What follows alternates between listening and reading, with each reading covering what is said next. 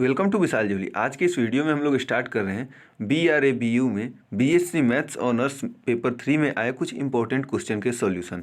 तो सबसे पहला हम लोग क्वेश्चन लिए हैं मॉडर्न अलजेब्रा से, जो कि है define an abelian group with example.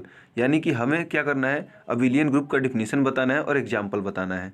तो सबसे पहले हम लोग यहाँ पर डिफिनीसन बताएंगे और फिर उसके बाद हम लोग एग्जाम्पल बताएंगे। डिफिनीसन क्या होता है अबिलियन ग्रुप का?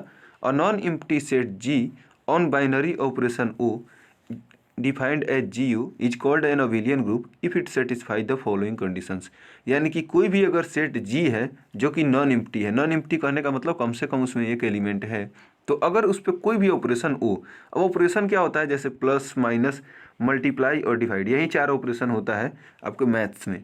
तो अगर इसमें से कोई भी ऑपरेशन लगा हुआ है कोई दो एलिमेंट के बीच में, तो उसको अगर हम लोग G, O से लिखते हैं, उसे हम अबिलियन ग्रुप कब कहेंगे? जब कुछ कंडीशन को सेटिस्फाई करेगा। कौन कौन सा कंडीशन है एक एक करके हम लोग समझते हैं। सबसे पहला है क्लोजर लॉ।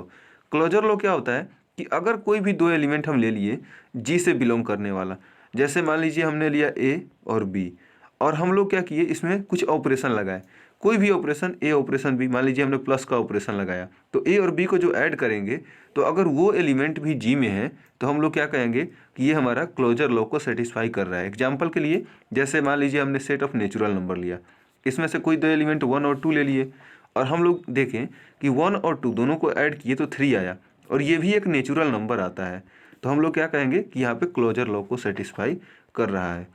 उसके बाद हम लोग देखते हैं नेक्स्ट हमारा जो है कंडीशन, वो है हमारा एसोसिएटिव लॉ। एसोसिएटिव लॉ क्या कहता है कि अगर कोई भी तीन एलिमेंट लिए, A, B और C, तीन एलिमेंट ले लिए जो कि हमारा सेट G से बिलोंग कर रहा है, तो अगर इसमें हम A operation B operation C लगाएं, तो A operation B operation C के बराबर आए, तो हम लोग कहेंगे कि एसोसिएटिव लॉ सेटिस्फाई कर रहा है। कहने का मतलब, मान लीजिए हमने वही सेट ऑफ नेचुरल नंबर लिया और उसे तीन एलिमेंट ले लिए 2, 3 और 4, और वहीं अगर एडिशन के रिस्पेक्ट में हम लोग देखें, तो अगर हम लोग 2 और 3 को पहले ऐड कर दें और उसमें 4 ऐड करें, या फिर अगर हम लोग यहाँ पे लिखे 2 प्लस और 3 प्लस 4 लिखे, तो अगर दोनों का आंसर सेम आएगा तो हम लोग क्या कहेंगे कि एसोसिएटिव लॉ को सेटिस्फाई कर रहा है। यहाँ पे 2 और 3 को ऐड करेंगे तो 5 आएगा, और 5 में 4 को ऐड कर देंगे तो 9 आ जाएगा। यहाँ पे भी हम लोग देखें तो 3 और 4 7 आएगा, और उसमें 2 ऐड कर देंगे तो 9 आ जा रहा है। मतलब दोनों का आंसर सेम आ रहा है, यानी कि 2 + 3 + 4 = 2 + 3 + 4, यानी कि एसोसिएटिव लॉ को यहाँ पे सेटिस्फाई कर रहा है। तो ऐसे एसोसिएटिव लॉ सेटिस्फाई होता है। चलिए नेक्स्ट जो हमारा कंडीशन दिया हुआ है वो है हमारा एग्जिस्टेंस ऑफ आइडेंटिटी। ध्यान रखिएगा, एक हमें अगर दिखाना है अबिलियन ग्रुप तो इस सभी कंडीशन को सेटिस्फाई करना चाहिए। तीसरा जो कंडीशन है वो है हमारा एग्जिस्टेंस ऑफ आइडेंटिटी, यानी कि आइडेंटिटी एग्जिस्ट करना चाहिए। For all A belong to G, मतलब हर एक एलिमेंट, मान लीजिए कोई हम A नाम का एलिमेंट ले लिए जो कि सेट G से बिलोंग कर रहा है, तो उसके लिए एक आइडेंटिटी एलिमेंट E उसी सेट G में होना चाहिए, इस तरह से कि A में अगर हम ऑपरेशन लगाए E से, या फिर E ऑपरेशन A लिखे, उसका वैल्यू A आना चाहिए। जैसे कि मान लीजिए हमने सेट ऑफ नेचुरल नंबर लिया, इसमें से कोई भी एक एलिमेंट ले लिया, मान लीजिए 2 हमने बोल दिया जो कि नेचुरल नंबर होता है, और अगर हम लोग जानते हैं कि हम लोग 2 में 0 ऐड करें या फिर हम 0 में 2 ऐड करें, इसका तो वैल्यू 2 ही आएगा। तो हम लोग यहाँ पे क्या कर रहे हैं, ई के जगह पर क्या है, 0 है हमारा, यानी कि इसका आइडेंटिटी एलिमेंट एग्जिस्ट कर रहा है। यहाँ पे 0 एग्जिस्ट कर रहा है, देखिए नहीं कर रहा है, तो हम लोग यहाँ पे क्या कहेंगे कि आइडेंटिटी एलिमेंट एग्जिस्ट नहीं कर रहा है। लेकिन वहीं पे हम लोग अगर देखें सेट ऑफ इंटीजर में, मान लीजिए अभी हम लोग एग्जाम्पल ले रहे हैं सेट ऑफ इंटीजर का। मान लीजिए हमने लिखा सेट आई जो कि इंटीजर का सेट है, उसमें 1 हम कोई भी ले लिए एलिमेंट, तो 1 में अगर हम 0 ऐड करेंगे या फिर 0 में 1 ऐड करेंगे तो क्या आएगा, 1 ही आएगा। यानी कि 0 हमारा क्या है, आइडेंटिटी एलिमेंट है जो कि एग्जिस्ट कर रहा है।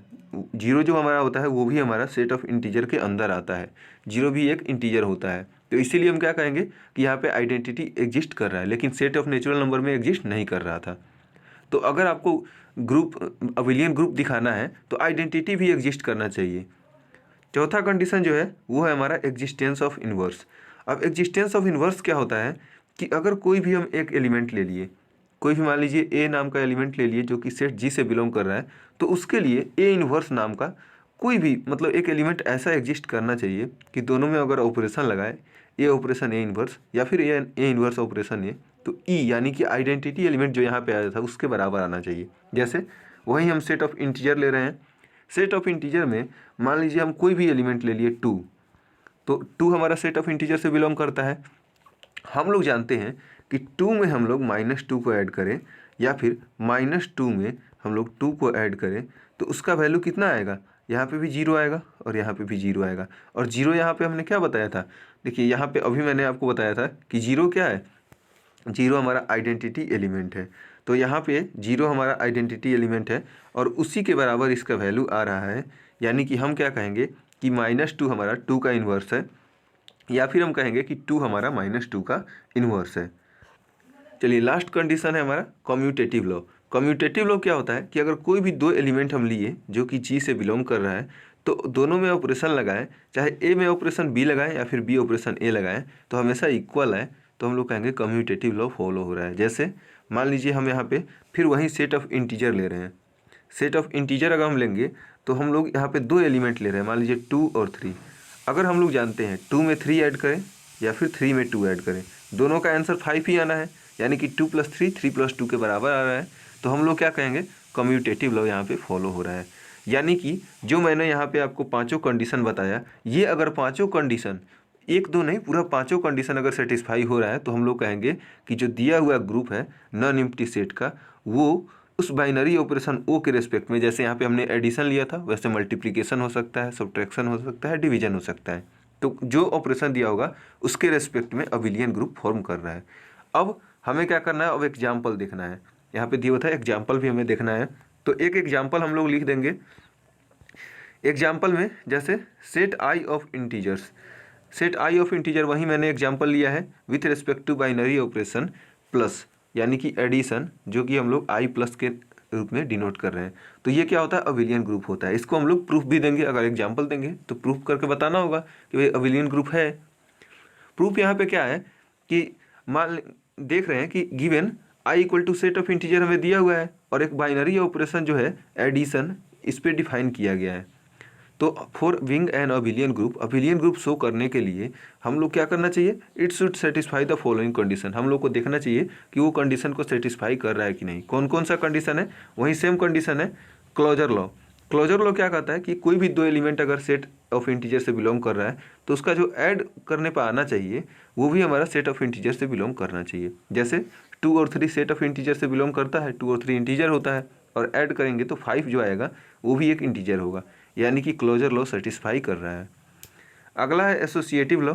एसोसिएटिव लॉ क्या होता है कि अगर कोई भी 3 एलिमेंट लिए ए बी और सी जो सेट ऑफ इंटीजर से बिलोंग कर रहा है, तो ए प्लस बी प्लस सी जो होगा वो हमारा ए प्लस बी प्लस सी के बराबर होगा। तो सही है, ऐसा होता है। जैसे यहाँ पे 2 3 5 हम लोग 3 एलिमेंट ले लिए, 2 में 3 ऐड किए, उसमें 5 ऐड किए, तो 2 3 5 होगा और 5 + 5 10 आ जाएगा।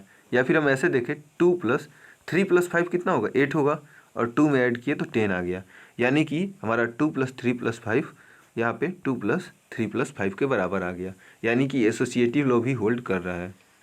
तीसरा है हमारा existence of identity. Identity existence क्या होता है कि अगर कोई भी हम एलिमेंट ले लिए ए सेट ऑफ इंटीजर में, तो हम लोग जानते हैं कि हर एक ए के लिए एक आइडेंटिटी एलिमेंट 0 होता है, कि अगर कोई भी एलिमेंट में हम 0 ऐड करें या फिर 0 में कोई भी एलिमेंट ऐड करें, तो वो क्या होगा, उसी एलिमेंट के बराबर आ जाएगा, ए के बराबर आ जाएगा। जैसे मान लीजिए हमने 2 एक एलिमेंट लिया जो कि इंटीजर होता है, 2 में हम 0 ऐड करें या फिर 0 में 2 ऐड करें तो 2 ही आएगा, यानी कि हमारा एडिटिव आइडेंटिटी जो होगा वो 0 होगा और एग्जिस्ट कर रहा है। 0 भी हमारा एक इंटीजर होता है, इसीलिए हम लोगों का एडिटिव आइडेंटिटी भी एग्जिस्ट कर रहा है। चौथा है existence of inverse. Existence of inverse क्या कहता है कि कोई भी हम एलिमेंट अगर ए ले लिए तो उसके लिए देयर एग्जिस्ट -a जो कि सेट ऑफ इंटीजर से ही बिलोंग करना चाहिए। तो यहाँ पे हम देख रहे हैं, मान लीजिए हम 3 एक एलिमेंट ले लिए, तो हम लोग जानते हैं 3 में अगर -3 ऐड करें या फिर -3 में 3 ऐड करें तो उसका वैल्यू आइडेंटिटी यानी कि 0 के बराबर आना चाहिए। तो हम लोग क्या कर रहे हैं कि 3 का इन्वर्स क्या है, -3 है, या फिर हम कह सकते हैं कोई भी एलिमेंट जो ए लेंगे उसका इन्वर्स -a होगा। जैसे 2 का इन्वर्स -2 होगा, 5 का इन्वर्स -5 होगा। तो ये हमारा क्या है, इन्वर्स एग्जिस्ट कर रहा है। और इन्वर्स अगर एग्जिस्ट कर रहा है तो हम लोग यहाँ पे कह देंगे कि हाँ 10 इन्वर्स एलिमेंट एग्जिस्ट या फिर एडिटिव इन्वर्स एग्जिस्ट। पांचवा और सबसे लास्ट है हमारा कम्यूटेटिव लॉ। कम्यूटेटिव लॉ क्या होता है कि अगर कोई भी दो एलिमेंट ले लिए ए और बी जो कि सेट ऑफ इंटीजर से बिलोंग कर रहा है, तो ए प्लस बी प्लस ए के बराबर आना चाहिए। जैसे यहाँ पे मैं आपको बता दूँ कि मान लीजिए हमने सेट ऑफ इंटीजर लिए हुए हैं और हमने यहाँ पे 2 और 3 दो, यहाँ पे 2 और 3 दो एलिमेंट ले लिया। तो अगर हम 2 में 3 ऐड करें या फिर हम 3 में 2 ऐड करें, दोनों का हमारा जो आंसर आएगा वो हमारा 5 के बराबर ही आएगा। तो हम लोग क्या कर रहे हैं, यहाँ पे कम्यूटेटिव लॉ भी सेटिस्फाई हो रहा है।